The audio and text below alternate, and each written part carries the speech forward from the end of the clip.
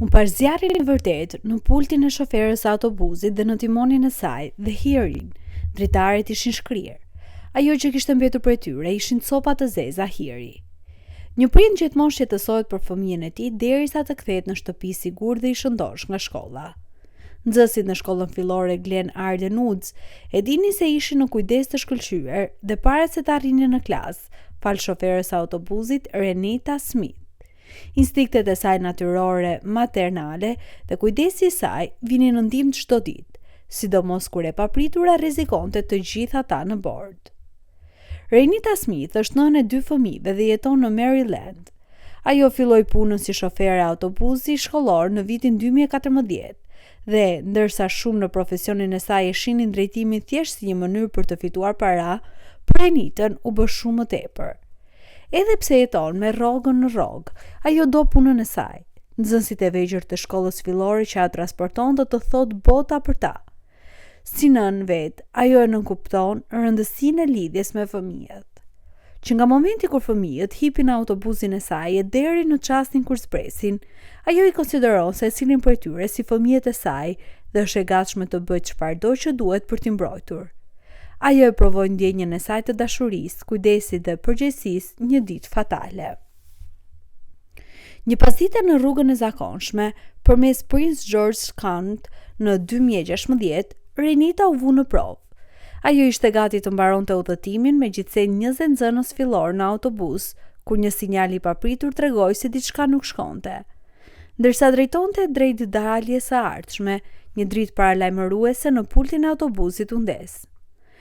Pasi lëshova ndalesën time të tretë, vazhdova drejt shenjës së ndalimit që nuk ishte asnjë blok larg dhe autobusi filloi të biperonte, kështu që ndalova dhe doja të raportoja.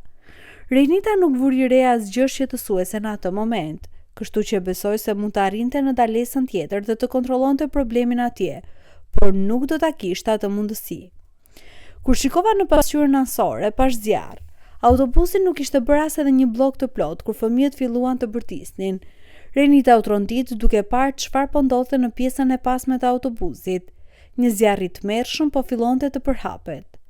Dhe kështu, tymi i errët po mbushte pjesën e pasme të autobusit. Zjarri nuk filloi të lëviz më një herë, por Renita Smith po.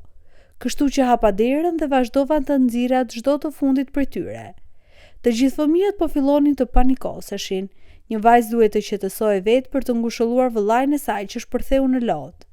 Renita, edhe pse e friksuar vet, ishte e qetë dhe e mbledhur. Ajo ndaloi autobusin dhe kishte një plan. Vrapova prapa për të siguruar që çdo fëmijë i fundit të kishte dalë nga autobusi, eca në të gjithë autobusin. Ndërkohë banorët e bllokut dolën me nxehtim nga shtëpitë për të dëshmuar pamjen e tmerrshme të një autobusi të përfshirë nga tymi. Kalimtarët nuk ju afruan shumë. Një banor lokal ishte antar i këshillit qytetit, Fazlul Kabir, i cili pa Renitën të bëhej hero. Renita qetësisht, por shpejt, udhëhoqi fëmijët jashtë autobusit. Një pronar shtëpie lokal i mirëpriti fëmijët në oborrin e tyre të pasëm, larg automjetit të zjarrt. Në vend të bashkojë me fëmijët, Renita ndaloi dhe vrapoi prapa në autobus. Ajo duhet të sigurohej që asnjë fëmijë nuk ishte mbetur brenda dhe kontrollova çdo ulse. Kur arriti në shkallën e fundit, i gjitha autobusi u përfshi nga flakët. Ajo duhet të sigurohej që asnjë fëmijë nuk ishte mbetur brenda. Kontrolloi çdo ulse, madje edhe ato në pjesën e pasme ku zjarri po forcohej. Një nga banorët e qarkut regjistroi veprimet heroike të Renitës. Për fat të mirë, e padëmtuar, Renita më në fund u bashkua fëmijëve të saj dhe ata u përqafuan dhe qanë së bashku. Të gjithë u kthyen në shtëpi të sigurt. Megjithatë, kjo nuk do të ishte fundi i historisë së Renitës. Disa kohë më vonë, Renita Smith mori një çmim nga presidenti i qarkut, Dr. Kevin Maxwell, në një ceremoni të veçantë. Ishte një pllakë që njinte guximin dhe heroizmin e pabesueshëm të Renitës. Një ceremoni e dytë u mbajt në bashki, kur Renitës ju dha një pllakë tjetër së bashku me një duartrakitje në këmbë. Për të dhënë një falënderim të veçantë, shkolla fillore Glen Arden Woods organizoi një event në auditorin e shkollës, ndërsa nxënësit që ajo shpëtoi dhuruan nga një trëndafil për të treguar dashurinë dhe vlerësimin e tyre. Kori këndoi Wind Beneath My Wings për Renitën me lot në sy. Bota më e gjerë vuri re gjithashtu. Fazlul Kabir, i cili dëshmoi incidentin, u prej kaq shumë nga veprimet heroike të Renitës sa postoi në mediat sociale për të përhapur fjalën për shoferin heroik të autobusit. Jeta e saj nuk do të ishte kurrë e njëjtë. Menjëherë postimet në Facebook dhe Twitter u bën virale duke tërhequr vëmendjen e disa mediave, duke përfshirë CNN. Në një intervistë, Renita Smith reflektoi se çfarë e bëri aq të fortë atë ditë. Pasojat. Pas shikimit të pamjeve të kamerës së veprimeve të saj heroike, Renita u trondit, madje pyeti veten çfarë po mendoja. Por kur vinte puna te fëmijët, ajo kishte vetëm një gjë në mendje. Kështu që lëshova radion, mora fëmijët e mi dhe dola nga autobusi. Në këtë pikë emri dhe historia e Renitës ishin dëgjuar në të gjithë vendin. Një emër tjetër i madh do të hynte në jetën e saj dhe do të kërkonte një intervistë. Ishte komediania, aktoria dhe personaliteti i famshëm televiziv Ellen DeGeneres, e cila kishte një surprizë të veçantë për Renitën. Ellen e fluturoi Renitën në Los Angeles për të dalë në shfaqjen e saj. Edhe pse natyra e përulur e Renitës u përpoq të zvogëloj heroizmin e saj, Ellen nuk e lejoi atë. Pas rrëfimit të historisë së saj, Renitës ju dha një çek për $20,000. Kjo është historia frymëzuese për të cilën po flasim. Kur Shutterfly dëshiron të ndihmojë njerëzit për të cilët ata kujdesen, njerëz që kujdesen për komunitetin e tyre, ne duam t'ju japim një çek prej $20,000. Familja Smith ishte aq krenare. Ndryshe nga të gjithë të tjerët që njihnin historinë e saj, dy djemtë e Renitës nuk u befasuan me veprimet e nënës së tyre. Për ta ajo tashmë ishte një hero. Kjo tregon sa i veçantë mund të jetë një shofer autobusi dhe sa të veçantë mund të jenë fëmijët për ta. Historia e Renita Smith nuk është thjesht një rrëfim i një dite të tmerrshme që u shndërrua në një mrekulli shpëtimi. Është një dëshmi e gjallë se çfarë do të thotë të jesh njeri në kuptimin më të lartë të fjalës. Ajo që filloi si një udhëtim i zakonshëm shkollor u bë një provë zjarri, fjalë për fjalë, për një nën që e shinte çdo fëmijë në atë autobus, jo si pasagjer, por si pjesë të zemrës së saj. Në çastet kur flakët po gëlltisnin gjithçka, Renita nuk mendoi për pagën e saj modeste, as për rreziqet personale, as për atë që do të thoshte të humbiste autobusin. Ajo mendoi vetëm për 20 shpirtra të vegjël që i kishin besuar jetën e saj çdo mëngjes.